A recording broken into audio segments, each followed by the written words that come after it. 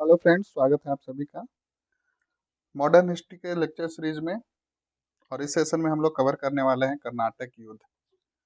बहुत ही महत्वपूर्ण है मॉडर्न हिस्ट्री के लिहाज से। तो चलिए इसको शुरू करते हैं। और ये सेशन देखिए इंपॉर्टेंट है, सभी महत्वपूर्ण एग्जाम चाहे यूपीएससी हो, बीपीएससी हो, UPPSC, JPSC, SSC, BPSC, TRE, इसके अलावा अन्य जो वनडे एग्जाम हैं उन सभी के लिए बहुत ही महत्वपूर्ण है। इससे पहले 2 सेशन ऑलरेडी अपलोड किया है, अब किया गया है। आप प्लेलिस्ट में जाइए, वहाँ से आप इसको देख सकते हैं। तो चलिए हम लोग इधर उधर की बातें कम करेंगे और सीधा जो हमारा उद्देश्य है उसको पूरा करेंगे। तो देखिए इस सेशन में हम लोग करेंगे कर्नाटक युद्ध।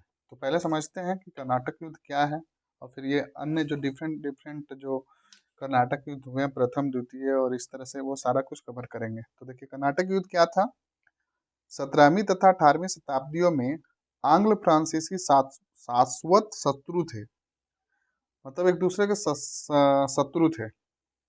तथा ज्यों ही यूरोप में उनका आपसी युद्ध प्रारंभ होता है, संसार के प्रत्येक कोने में जहां 2 कंपनियां कार्य करती थी वहां आपसी युद्ध आरंभ हो गए।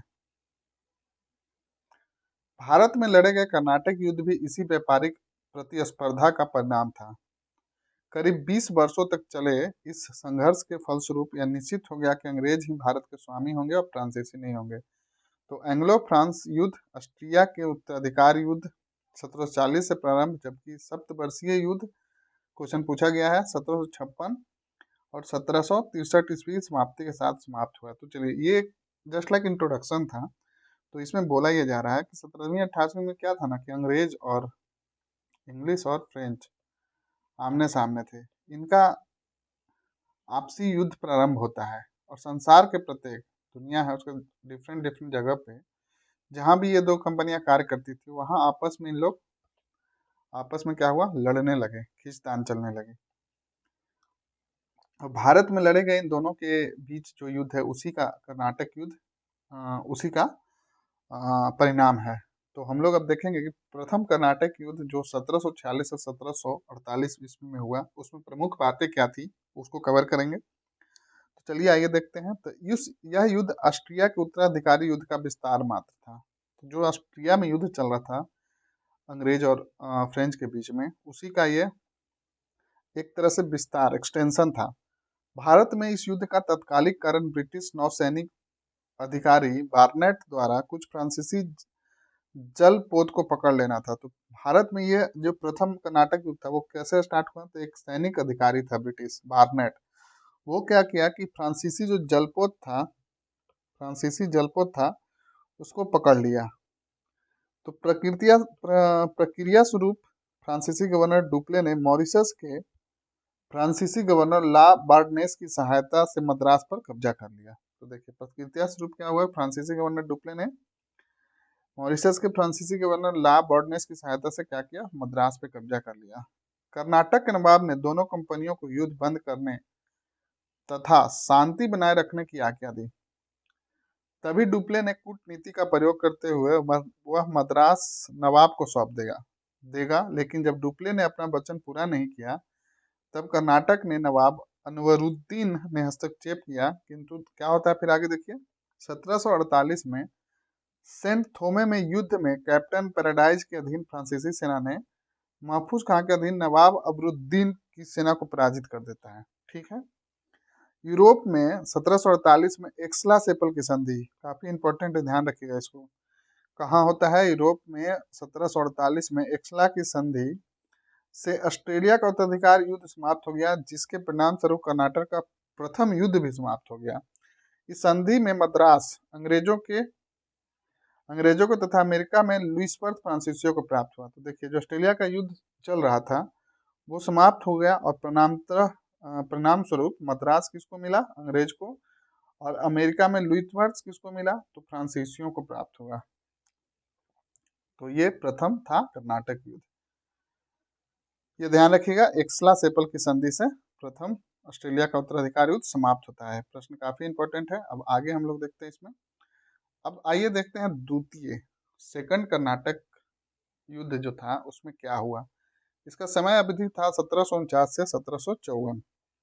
तो आइए देखते हैं। तो कर्नाटक युद्ध प्रथम के पश्चात डुप्ले ने फ्रांसीसी राजनीतिक प्रभाव में वृद्धि हेतु भारतीय राजाओं को परस्पर झगड़े में भाग लेने की सोची। देखिए, जो आपस में दो राजा अगर लड़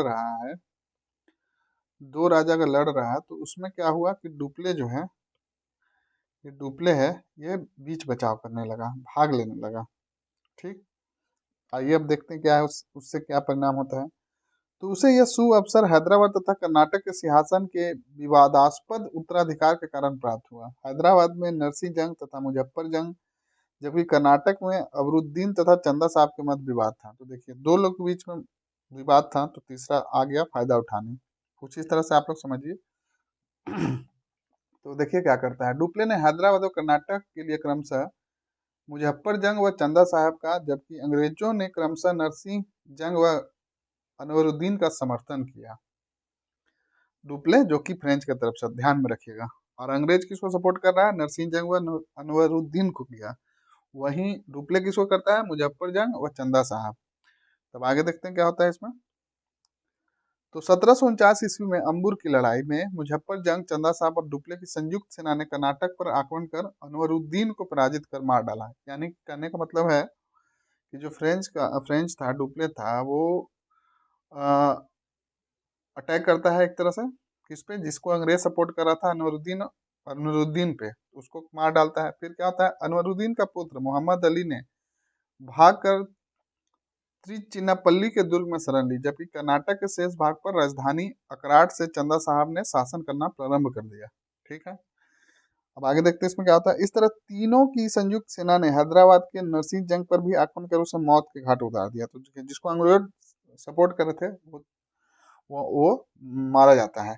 इस प्रकार हैदराबाद में मुजफ्फर जंग नया राजा बना। डुप्ले ने हैदराबाद के दरबार में अपने अधिकारी बुस्सी को नियुक्त किया। ठीक है, अब आगे देखिए क्या होता है।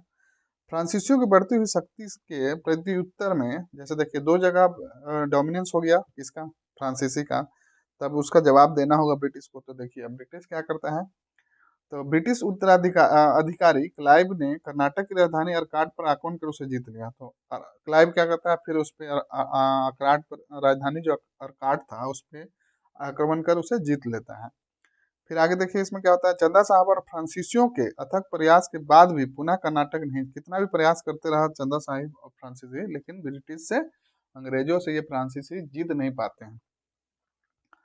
आगे एक संघर्ष में तंजौर के राजा द्वारा चंदा साहब क्या होते हैं, मारे जाते हैं। इस तरह कर्नाटक पर ब्रिटिश नियंत्रण स्थापित हो गया। फिर क्या होता है, फ्रेंच के बाद ब्रिटिश नियंत्रण स्थापित हो जाता है, तथा मोहम्मद अली को कर्नाटक का नवाब बनाया जाता है। जब अंग्रेज उसको कैप्चर कर लेते हैं, तो वहां मोहम्मद अली को कर्नाटक का नवाब बनाया गया। फ्रांसीसियों की पराजय से डुप्ले वहां का सरकार ने 1754 में वापस बुला लिया और गोडेहू को नया गवर्नर बनाकर भेजा। देखिए, फ्रांसीसियों की पराजय से क्या होता है, डुप्ले को फ्रेंच सरकार वापस बुला लेती है और फिर गोडेहू को नया गवर्नर बनाकर इंडिया भेजा जाता है। गोडेहू ने अंग्रेजों से 1755 ईस्वी में पौंडीचेरी की संधि कर ली। देखिए गोडेहू क्या किया, एक संधि कर लेता है, किससे, अंग्रेजों से। तो उसको बोलते हैं हम लोग पौंडीचेरी। 1755 में पौंडीचेरी की संधि कर ली, जिसके अनुसार दोनों कंपनियों अपने अपने क्षेत्र मिल गए। इस तरह से द्वितीय आंग्ल कर्नाटक युद्ध भी समाप्त हो गया। तो हम लोग पहला देख लिए कि ऑस्ट्रेलिया, ये पहले में कौन सा संधि हुआ था, एक्सला की संधि से, तो वो युद्ध समाप्त हुआ ऑस्ट्रेलिया का उत्तराधिकार का, तो वो फिर इंडिया में भी समाप्त हो गया। और दूसरा में क्या है, पौंडीचेरी की संधि होती है। तो ध्यान रखिएगा, पहला कौन से संधि से युद्ध समाप्त होता है, कर्नाटक युद्ध, और द्वितीय कौन सा होता है। इस तरह से प्रश्न पूछे जाते हैं। और यहाँ पे अंबुर की लड़ाई, ये भी इंपॉर्टेंट है। चलिए आगे अब देखते हैं तृतीय युद्ध कर्नाटक का। तृतीय युद्ध में क्या खास था, तो देखिए 1756 में यूरोप में सप्तवर्षीय युद्ध का आरंभ होते ही भारत में पुनः अंग्रेज फ्रांसीसियों में युद्ध प्रारंभ हो गया।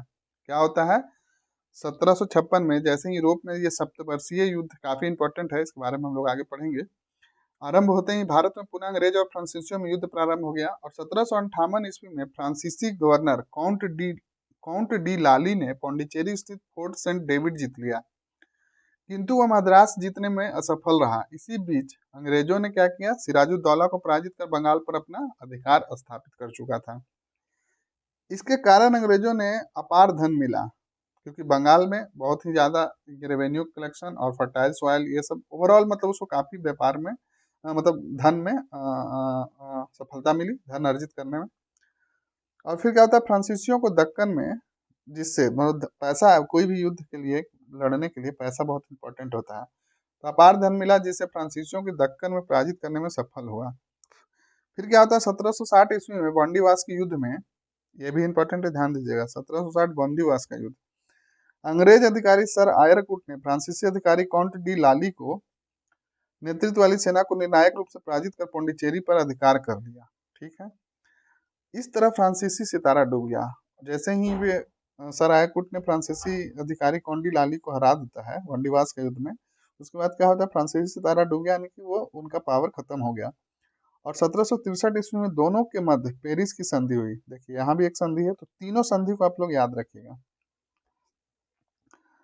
इस संधि के अनुसार फ्रांसीसियों को पौंडीचेरी तथा कुछ अन्य फ्रांसीसियों को प्रदेश लौटा दिए, परंतु उनकी किलेबंदी नहीं कर सकते थे। उन्हें केवल व्यापार करने की अनुमति थी, शासन करने की अनुमति नहीं थी, सिर्फ व्यापार करने की। तो आपको ये कर्नाटक युद्ध से 3 संधि याद रखना है, जो मैं एक बार फिर से ध्यान आकर्षित करता हूँ आप लोग का। तो देखिए, तृतीय में है पेरिस का संधि, द्वितीय में है आपका पौंडीचेरी का संधि, और प्रथम में था आपका एक्सला सेपल की संधि। तो तीनों आप लोग याद रखिएगा।